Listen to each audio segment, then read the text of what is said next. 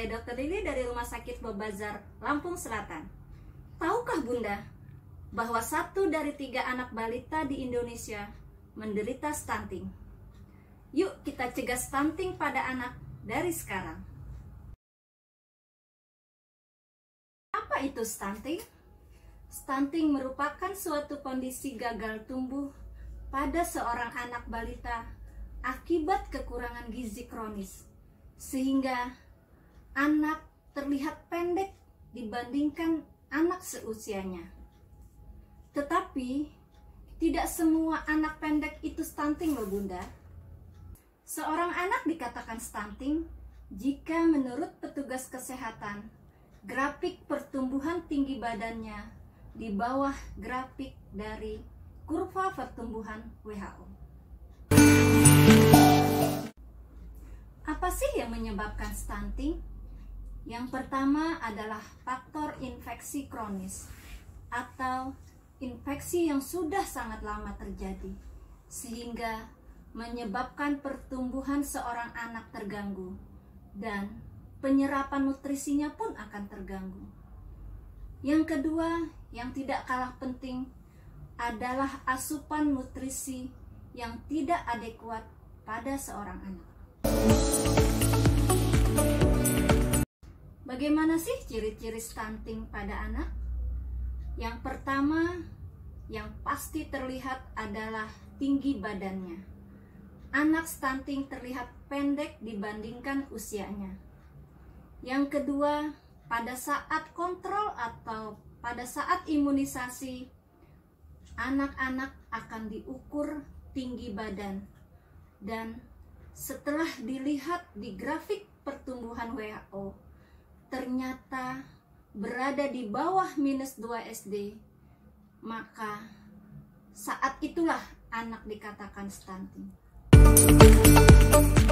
Dampak stunting bukan hanya pada pertumbuhannya, artinya bukan hanya pendek, tetapi terdapat pula gangguan pertumbuhan otak, sehingga anak-anak stunting pada saat di sekolah akan mengalami kesulitan belajar.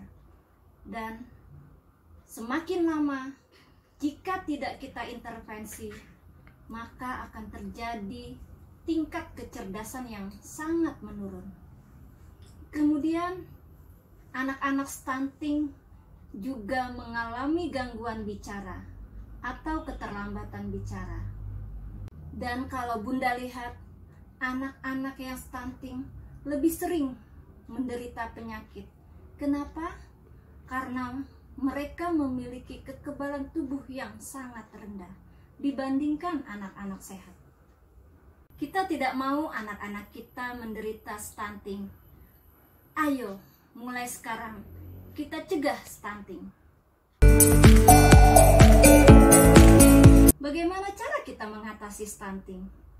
Berikan nutrisi yang adekuat sejak lahir, yaitu inisiasi menyusu dini, ASI eksklusif, dan saat anak mulai usia 6 bulan, berikanlah mereka makanan pendamping ASI yang bergizi.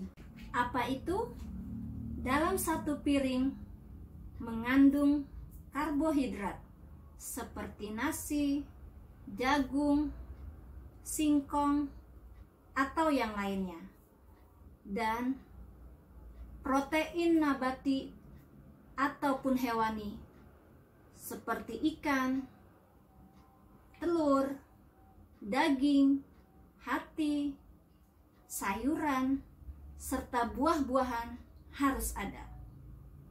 Dan jangan lupa loh Bunda, ajaklah si kecil ke posyandu atau puskesmas terdekat secara rutin, agar berat badan dan tinggi badan dapat dipantau, sehingga dapat dilihat apakah seorang anak ada kenaikan atau malah tidak naik. Yang terakhir dan tidak kalah penting, jagalah kebersihan baik diri ataupun lingkungan sekitar. Oke, Demikianlah informasi dari saya. Semoga anak-anak Indonesia cerdas dan sehat.